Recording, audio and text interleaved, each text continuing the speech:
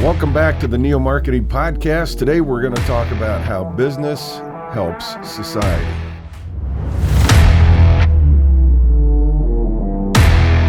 Welcome to the Golden Group Neo Marketing Podcast, a bi-weekly discussion of best practices, latest trends, and modern techniques for professional business communication, including advertising, marketing, digital channels, social media, public relations, and alternative options. Kyle, how you doing? Big subject today, Rich. I like I noticed this your one. book here. Yeah, right. The War on Small Business, Carol Roth. I've just got the first couple of chapters. Great take on COVID and all the things that have happened to small businesses in the United States, around the world, but focused on the United States. Absolutely. Well, a couple of podcasts ago, we started down a path, and you challenged me. I met the challenge this week. I have some strong feelings, so I can't wait to see. And I'm going to preface this, folks, by telling you that Pritch gave me the topic today. That's it. I don't know what he's going to ask. He definitely does not know what I'm going to say, and I'm not sure if he's going to agree with me, disagree, might be surprised. Who knows? So let's see what happens here, So Pritch. let's go, okay? All right. That's what we do here. Absolutely. So 50 years ago, the Pulitzer Prize-winning economist Milton Friedman I like Milton Friedman. said that profits are the chief purpose of business. He's correct. Well, I think profits matter, but I think good firms bring innovation to the marketplace, which facilitates growth. It's a fair statement, and but it's a little bit of an apples and oranges conversation. It's a little bit of basic tenet and then execution excellence. Okay, well, hear me out. There's a couple more points I want to make here. Yeah, we're already arguing, folks. Well, maybe. Disagreeing. So innovative, growing firms create economic growth and employment. Highly potential, yes. Okay, which in turn improves people's lives. Right? Yes, at the basic level, yes. The basic level, okay? The main goal I subscribe to for business is to develop new and innovative goods and services that generate economic growth while delivering important benefits to society, such as steady economic growth through innovation plays a major role in increasing per capita income. Okay, that's a benefit. Yeah, absolutely. Small changes in economic growth over time become pretty impactful. True, very much. And innovative firms, now, very carefully, innovative firms can supply important goods and services to customers, especially those at the base of the pyramid. I understand what you're saying. I'm not sure that I 100% agree with that one. Push back. Okay. Before I do, I want to add a caveat to what you're saying. So we're talking about innovative products. Product to service. We interchange product service on the podcast all the time too. I want to add a caveat that it's an innovative product or service or an innovative delivery of product and service. Yeah. So it could be a traditional product like food, right? You used to have to, first you had to grow your own food. Right. Then you collaboratively grew food together, and then you went to the grocery store to buy food or to the co-op, and now it's being delivered fast to food you. Or delivered. Right, et cetera. Exactly. Yeah, fast food, there's delivery. Right. There's delivery on demand. There's all kinds. So the innovation came from the delivery because at the end of the day, what's in the bag is what it was in the bag in the 90s and 80s and the 50s. Right. But I'm going to pull back even further. Okay. It's not just innovative goods and services. It's innovative firms. So that would include innovative delivery, innovative, a widget that does things better, services, and pandemic changed a lot of that stuff for us. Absolutely. But the devil's advocate view to that, though, is there are some traditional firms who have been doing the same thing for 100 years, but they're still viable and necessary. So I think the small changes that you mentioned within a firm, whether they're innovative as a whole or whether they're making those small changes on the regular because the needs change and the audience and technology, et cetera, on the daily, but are still traditionally doing what they've always done, is still an economic factor.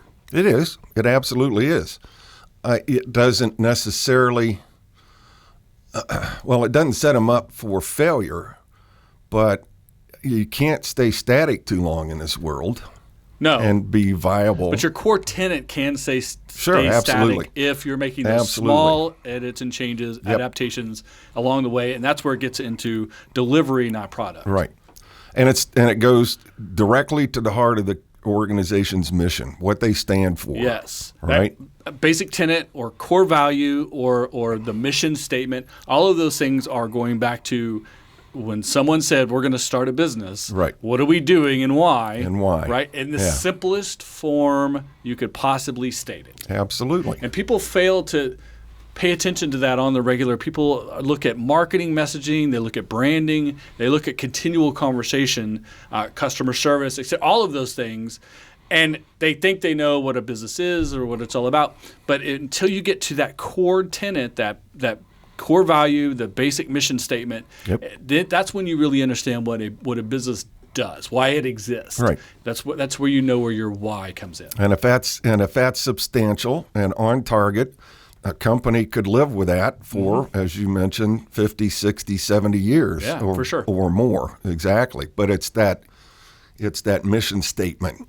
Right. The irony is I'm all about innovation. In fact, what we do on the regular is push our clients and push the people we talk to on this podcast to innovate, to change, to adapt, adapt, pivot. We've been talking about it all year with COVID. Right. But there's also the counter of and why I get a little bit kind of testy on like innovation for the sake of innovation. Right. Because you can screw yourself. You can spend a lot of time and money, a lot of effort in simply trying to be innovative as opposed to serving the core values of your core audience. Yeah. It's dancing on a pin. It is. Right. But the difference between highly successful, just getting by, and a failing businesses are thin lines. Yeah, absolutely thin lines. Which is why I kind of wanted to counter today in this podcast.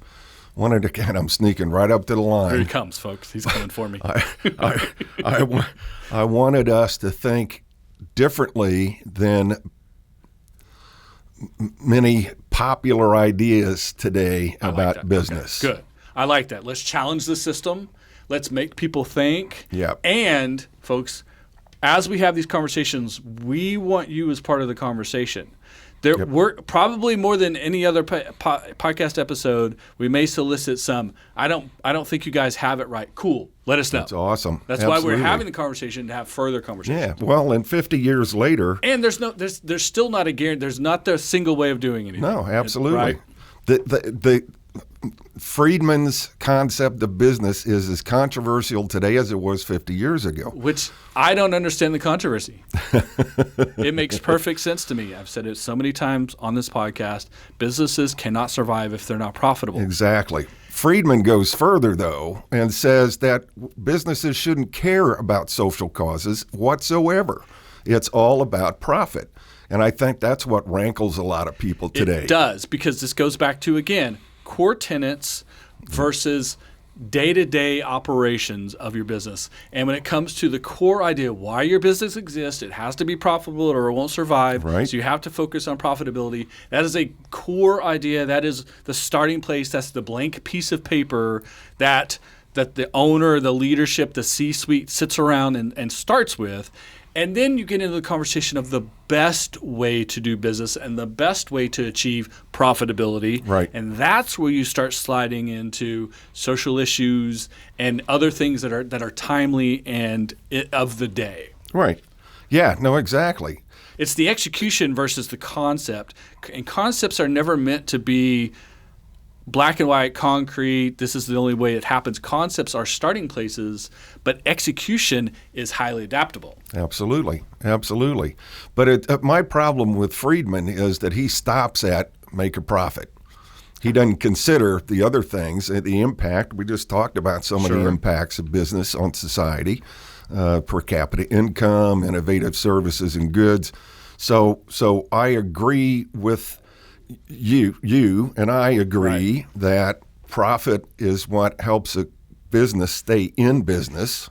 It's not. It doesn't help. It is the It's reason. essential. It's right. the reason a business can stay in business. It's what you can't be innovative at all without the flexibility provided by profitability. Profitability, absolutely. But again, I propose that there are other reasons for businesses to exist beyond profit, and that is to make society a little bit better in these ways that we've been talking about. And that's where I disagree with you. All right. This is the Lay first it out, buddy. area of pushback. And again, this goes to a conversation about core tenets. Okay. When you are at your core level of this is how we make our decision-making process moving forward. And in this case, if you're taking Freeman as where the core tenet is, every decision we make makes us potentially more profitable.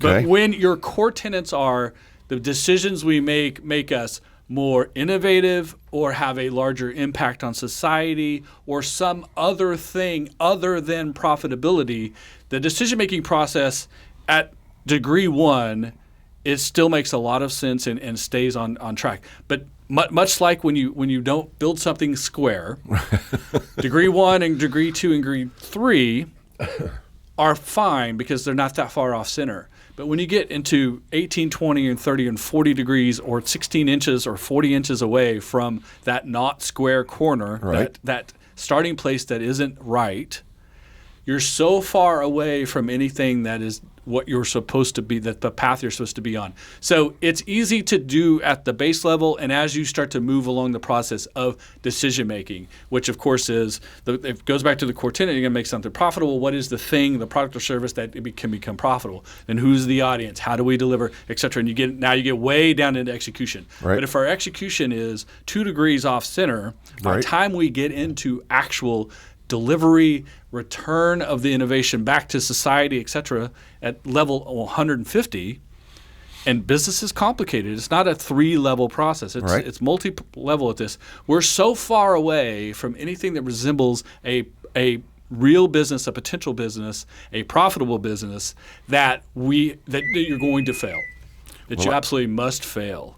Pritch's phone was whistling at us. That was pretty good. It was pretty impressive. Bosun's call it. So that's why for me, Yeah. and it goes back to the difference. And you see, those of you watching the video can see how far I got my hands apart. Listening on audio, my hands are as far apart as I can put them. On the left here at this end of the core tenet has to be in the right place to make sure that when you get out here, level 150, as far you can to the right, you haven't gotten so far off center, it's untenable. Right.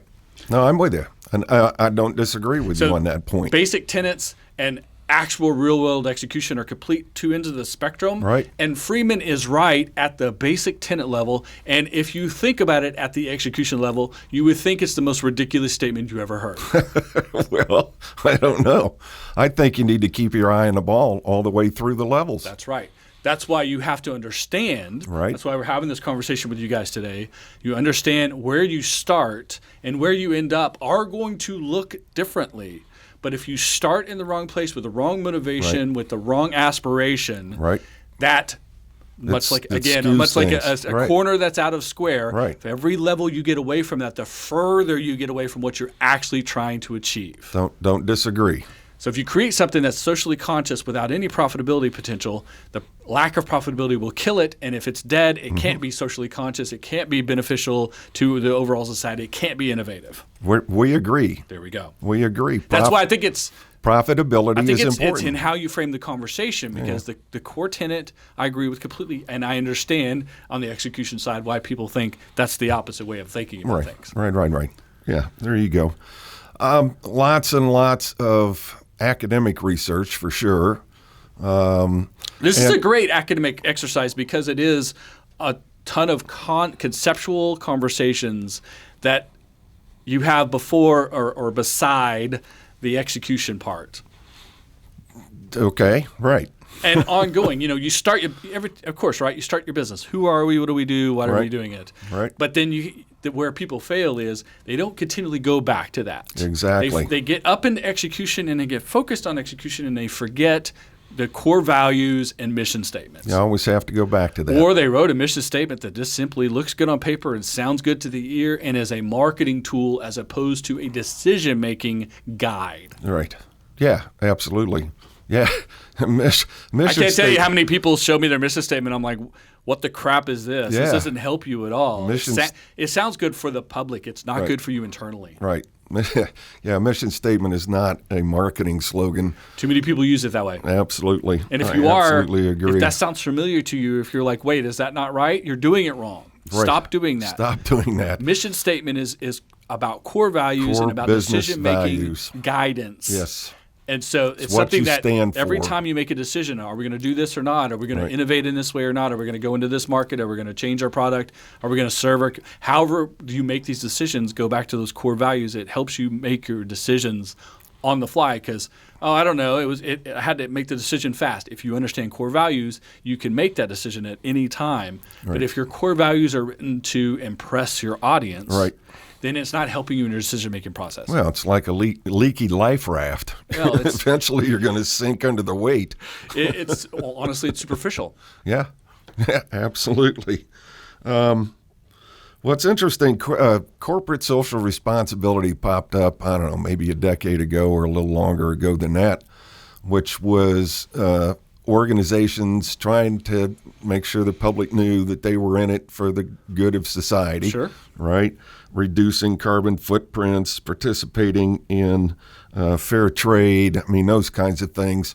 And, the big criticism of corporate social responsibility is you're just trying to show off. It has nothing to do with your core values. It's a marketing tool. Mm-hmm. Ergo, your CSR is all about profit. Or it's a substitute for substance. Right. Think about that. I'm going to say it again, folks. A substitute for substance. Right. Our business is going to reduce carbon emissions. Great.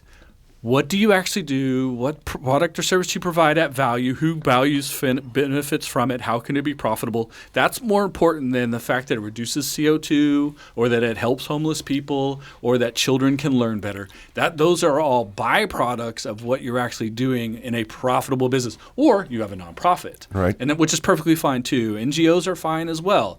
But if it goes back to the idea, if your decision-making, if your motivation at its very core is wrong, then you're destined to fail. And no matter how noble the idea is, when it fails, you're not helping anyone. And you're not going to get credit for any good that you did. No. You're just going to be criticized for sure. So I heard a pitch recently. So it was a couple of pitch events over the last couple of weeks. And sure enough, a good segment of the people pitching started with, we're going to reduce CO2 emissions, or we're going to address civil rights issues, or we're going to address privacy. There are a few things of that nature that they started off with the cause before they started talking. And this is a pitch. This isn't like, what's your business do? Right. It was a pitch, timed, limited pitch. And for me, as a potential investor, as someone who manages the investment process, I can tell you every one of those pitches that started this way, I don't know what they said after that. I stopped listening. Right. Because it's not a serious business model when it's based in the wrong way. Right. No, I don't disagree with that at all. It starts with a mission statement. But I do believe that there are other things that an organization can and should do to benefit society on execution. Right. Absolutely. It was interesting. I read an article about 4 CSR trends to watch in 2021, and it bothered me a little bit. Okay. Okay. You disagree with the 4 they listed? You don't think they're as important as they made them out to be? I think they're not as important. Okay. And I think they're going to cause companies to go away from their mission statement. Okay. Okay. Which we don't want them to do. Not at all. So the first one I don't disagree with. They said community engagement. As we went through the pandemic, we went virtual for everything. In fact, day before yesterday, PRSA took the international conference virtual again this year. And so the trend, per this article, the trend was that will continue. That will continue to keep in place some of those, even when we go, when we have tackled vaccination and the pandemic enough, right? Then those virtual elements are going to continue to stay there. Yes, 100%. Okay, and I don't disagree with that. And building community around your business, around your brand, right? Something we've been saying for years on this podcast. And great segue, because that's the second trend, and that is closer integration between internal and external audiences. 100%. Okay, absolutely. But here's the sticky point, and following on what we just talked about, something that people need to keep in mind, that closer integration means more focus on social issues. And I totally don't agree with that. Well-being of employees. Now, I agree with well-being of employees. Yes. But I think you have to be really careful about that social issue stuff. Yes. And I'm watching some big industry people walking down a path that I think they're going to regret. Well, I think Nike's statement about China was a pretty good example of a gaffe. Yep. Nike essentially said they're a company of China, and China's more important than anything else. Great. Right. Why don't you move you're an there? American guy, right? Exactly. I notice you don't live in China, Right, exactly. and you definitely don't live in China, and maybe profess some different religious preferences than the CCCP will allow you to do, right? So that you don't end up in any of those concentration camps, right? So that's a great example, I think, of and the 100 executives who wrote that letter about voting access. Yeah. I mean, ridiculous. Yeah, right. Absolutely. Jumping on a bandwagon typically is a bad idea, because once we've discussed on the podcast before that the first bit of information you get on something is typically wrong, and it's going to correct itself in a certain period, and eventually the whole story comes out, and it's a whole different story than the very first reporting. Well, jumping on a bandwagon is also the same thing too. Someone gets everyone riled up in a 5-minute period. Yep. People jump in, whether it's corporate or personally. Yeah, we're on that bandwagon too. Right. And then you find out a day, a week, a month later that the argument was false, or the stated facts were not in case fact, or there was a lot of omission, etc. And the bandwagon you're on now is not one that you really want to be on. Exactly. So you have to be slower to the acceptance of these things. Absolutely. And going back to, that's To why, the again, mission. those core values, if Absolutely. it does not match up 100% with a core value, you should never even consider it, much less actually execute on it. Absolutely. I agree. 2 other points under that closer integration bullet, and that is support for local businesses. And we've seen that. You and I have talked about this. And my wife and I constantly have conversations about, well, maybe we shouldn't order it off Amazon. Right. Maybe we should buy it down the street, right? Keep the brick and mortars in place. For sure. I think that's a good one, and a people-first mentality. So I absolutely agree with those points. Yes, businesses are not a soulless entity. Their businesses are started and run by people. It's made up of people as the employees. You sell your product or service to people as your consumer. The human element is the most essential element in that process. Absolutely. I absolutely agree. So the third point is that stakeholders are now the target audience as opposed to shareholders. And I think you still have to pay, if you're a publicly traded company, you still have to pay attention to shareholders. But I do agree that less focus and effort, that there's less focus and effort towards shareholders, and that transfers over into stakeholders, which is, the public becomes a stakeholder. Right. It becomes a hybrid model at some point, especially with now that you're seeing, so traditionally, right, 80s, 90s, probably even in the 2000s, when we started talking about stakeholders in an ownership literally stockholders, Right. Either owners who have invested privately or own stock of public company are thought of as the owners and the decision makers. And a lot of people who are in the stock market to just make their money, you got to keep the stock price up, right? It's not even about the price per unit and all of the cash flow issues. It was, is the stock price where it needs to be for you, the people to maintain it in portfolio, buy, sell, et cetera, right? Those days are becoming a lot less and a lot more of a gray area because of the different platforms, the different technology. Now that you're having the ability for people to buy single shares instead of blocks of hundreds or thousands or millions of shares. The platforms like Robinhood and some of the others that give you the common individual, the regular guy and girl, the working class folks can start owning stocks or portions of stocks. You can't buy Apple at $300 a share with $50, but you can buy a portion of it. Right. Now, at the end of the day, you're not going to get a great dividend off of that, but it's ownership and it is generating some potential and it gets you into the market. So there are a lot more people in the market now with smaller sums of money who have less influence at the end of the day on the keep our stock number right. And then now we're seeing the really big public examples of manipulation, of how the industry was already short selling itself and manipulating it to keep those prices up, and how raiders can come in and either drop a price down on something that deserves to get killed or prop something up that doesn't even deserve it. And, GameStop, as far as a business model, should have been out of business a year ago. But it got propped up. It's been propped up in the stock market because of Robinhood and the rest of them. So the democratization, if you will, is what people like to talk about in the stock market, makes that conversation about serve the stockholders versus serve the public a little bit less impactful than it has been in the past. Well, let me back up a little bit and define what I mean by stakeholder. As I told my students over the years, a stakeholder is anybody who is impacted by or has an impact on the organization. So what you have described is a democratization of shareholders. Right.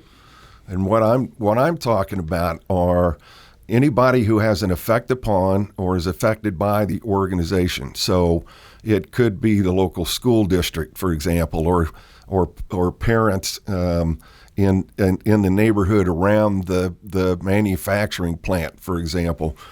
They're not shareholders. They don't have a direct impact on the financial ends of the organization, but they do have an impact on the organization, and you have to operate in that space with their approval, or you're not going to be able to stay in business. To a point. And the impact of the local PTA or local school board that you make donations to is not nearly the same as an actual shareholder, et cetera. So and can be replaced. I'm not arguing in terms of intensity or focus of effort percentage, or I'm just saying that I do believe that this trend will continue and that companies need to pay as much attention to their stakeholders as to their shareholders. I agree that trend will continue. I agree that it will become more of a hybrid mix,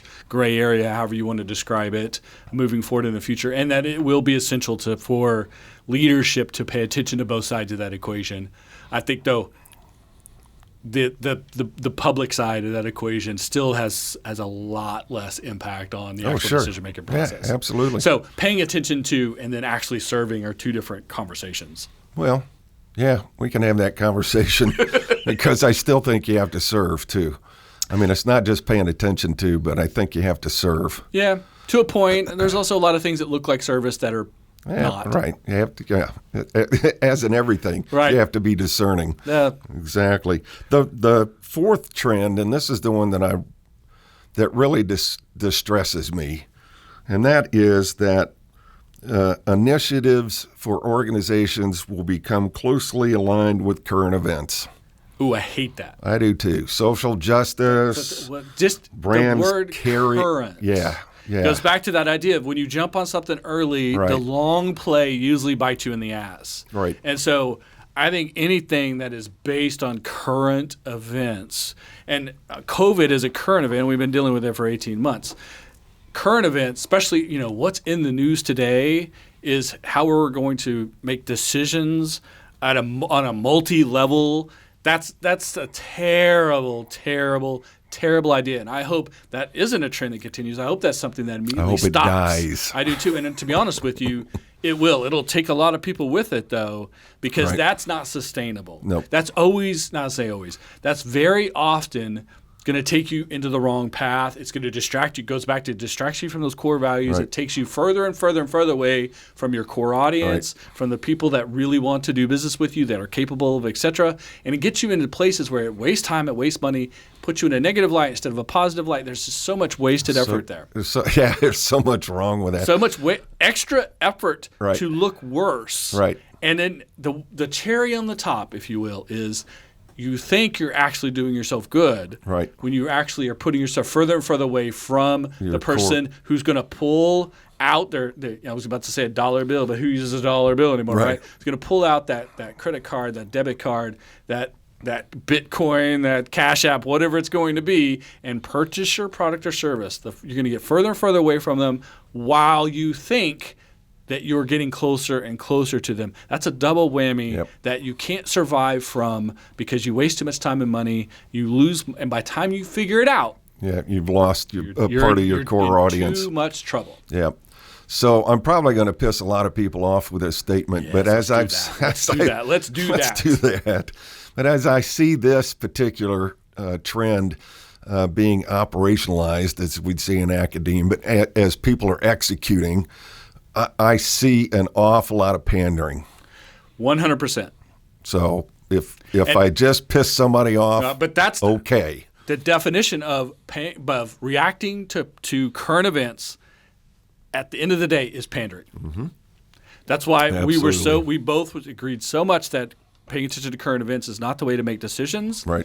Pandering is the byproduct of doing just that. Absolutely. Which is why you put yourself in a worse light than you think you did. Yeah, and you think you're satisfying your audience. Well, part of your audience is going to be pissed off at you for pandering. You're rejecting them with no guarantee that you can replace them. Right, exactly so.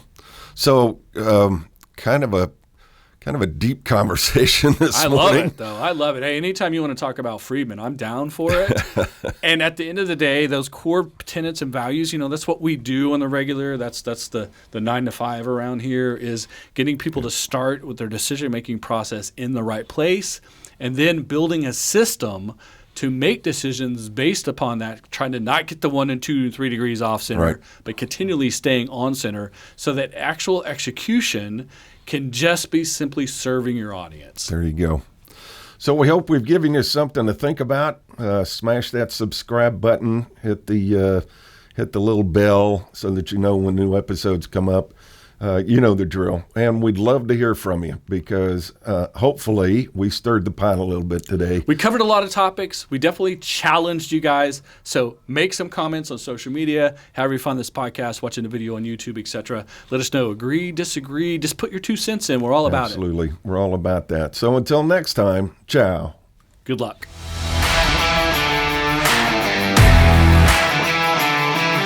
This has been the Golden Group Neo Marketing Podcast. Make sure to subscribe so you never miss an episode. Tell a friend, leave a review, and engage with us on social media. Thanks for listening.